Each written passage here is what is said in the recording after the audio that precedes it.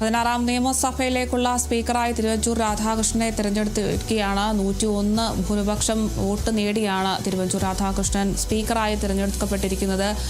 തിരുവനന്തപുരത്ത് നിന്നും വിവരങ്ങളുമായി അപർണ ചേരുന്നുണ്ട്. അപർണ, ഇപ്പോൾ നമ്മൾക്കറിയാം ഭൂരിപക്ഷവും അംഗബലവും ഏറ്റവും കൂടുതൽ ഉള്ള ഒരു നിയമസഭയാണ് UDF-ൻ്റേത്. അതുകൊണ്ട് തന്നെ തിരുവഞ്ചൂർ തന്നെ വിജയിക്കും അല്ലെങ്കിൽ സ്പീക്കർ ആകുമെന്നത് നമുക്ക് നേരത്തെ തന്നെ അറിയാവുന്നതായിരുന്നു. 101 വോട്ടുകൾ നേടിയാണ് തിരുവഞ്ചൂർ രാധാകൃഷ്ണൻ സ്പീക്കറായ അധികാരം ഏറ്റിരിക്കുന്നത്. ഇനി അടുത്ത നടപടികളൊക്കെ എന്തൊക്കെയാണ്? അരുണിമ, 16ാം നിയമസഭയുടെ സ്പീക്കറായി ഇപ്പോൾ തിരുവഞ്ചൂർ രാധാകൃഷ്ണനെ ഇപ്പോൾ തെരഞ്ഞെടുക്കപ്പെട്ടിരിക്കുകയാണ്. 101 വോട്ടുകൾ നേടിയാണ് തിരുവഞ്ചൂർ രാധാകൃഷ്ണൻ ഇപ്പോൾ തെരഞ്ഞെടുക്കപ്പെട്ടിരിക്കുന്നത്.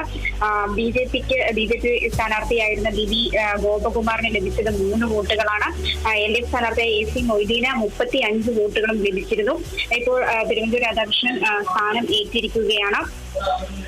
വലിയൊരു ഭൂരിപക്ഷത്തോടു കൂടി തന്നെയാണ് ഈ വിജയം എന്ന് നമുക്ക് പറയാൻ സാധിക്കും. കാരണം UDF നിയമസഭാ അംഗബലം കണക്കെടുക്കുമ്പോൾ തന്നെ UDF-ന് വലിയൊരു അംഗബലം തന്നെയുണ്ട്. 102 MLA-മാരാണ് UDF-ൽ നിന്നുള്ളത്. അതിൽ 101 പേരുടെ പിന്തുണയാണ് ലഭിച്ചിരിക്കുന്നത്.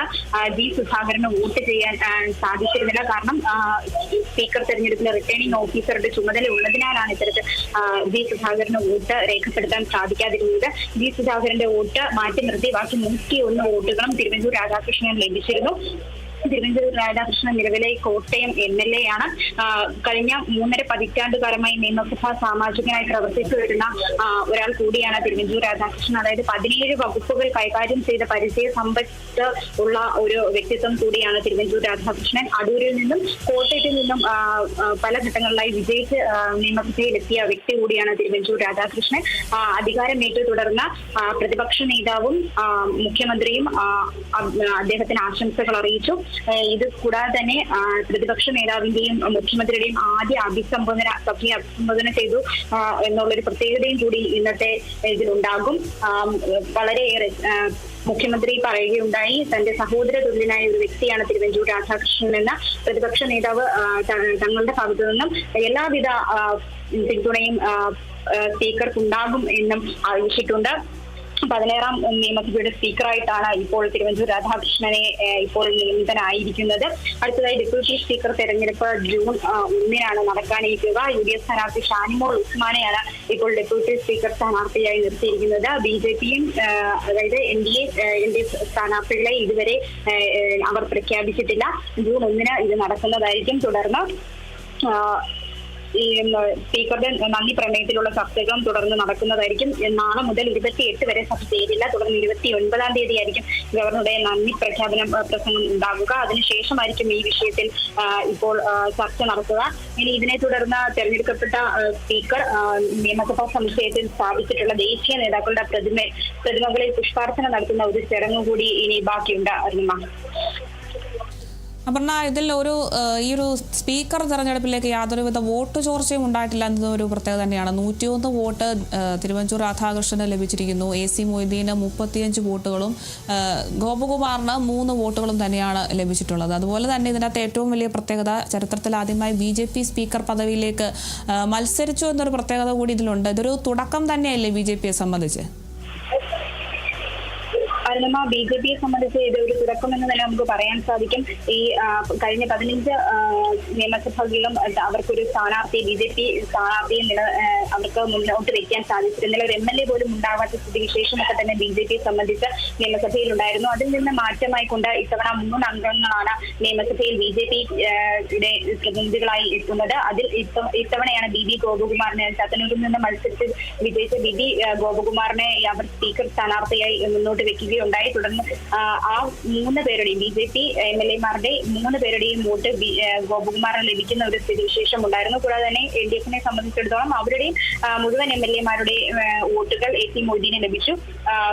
UDF-ന്റെ സ്ഥാനാർത്ഥി തിരുവഞ്ചൂർ രാധാകൃഷ്ണൻ ഇപ്പോൾ നിയുക്ത സ്പീക്കറായിരിക്കുന്ന തിരുവഞ്ചൂർ രാധാകൃഷ്ണന് 101 വോട്ടുകളാണ് ലഭിച്ചിരിക്കുന്നത്. 101 MLA-മാരാണ് UDF-ന് ഉള്ളത്. അതിൽ ഒരാൾ മാത്രം, അതായത് G. സുധാകരന് മാത്രമാണ് വോട്ട് രേഖപ്പെടുത്താൻ സാധിക്കാതിരുന്നത്. സ്പീക്കർ തെരഞ്ഞെടുപ്പിലെ റിട്ടേണിംഗ് ഓഫീസറുടെ ചുമതലയുള്ളതിനാലാണ് അദ്ദേഹത്തിന് വോട്ട് രേഖപ്പെടുത്താൻ സാധിക്കാതിരുന്നത്. ഇതൊക്കെ കണക്ക് കൂട്ടുമ്പോൾ അതായത് പാർട്ടികളുടെ എല്ലാ വോട്ടുകളും കൃത്യമായി അവരുടെ സ്ഥാനാർത്ഥികൾക്ക് ലഭിച്ചിട്ടുണ്ട് എന്നത് വളരെയേറെ വ്യക്തമാണ്. കൂടാതെ തന്നെ നമ്മൾ മറ്റ് കണ്ടുവരുന്ന നിയമസഭ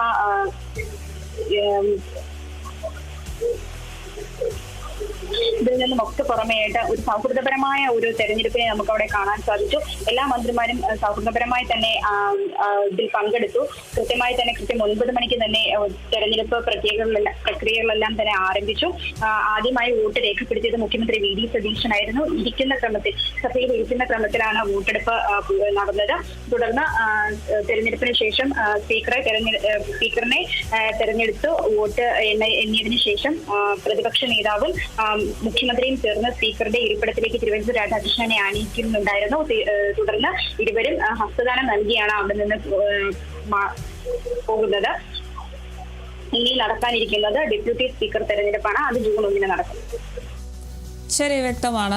16ാം നിയമസഭയിലേക്കുള്ള സ്പീക്കറായി തിരുവഞ്ചൂർ രാധാകൃഷ്ണനെ തിരഞ്ഞെടുത്തിരിക്കുകയാണ്. 101 വോട്ട് നേടിയാണ് തിരുവഞ്ചൂർ രാധാകൃഷ്ണൻ സ്പീക്കറായി സ്ഥാനമേറ്റിരിക്കുന്നത്. ഇനി നിയമസഭയുടെ തലവൻ തിരുവഞ്ചൂർ രാധാകൃഷ്ണനാണ്.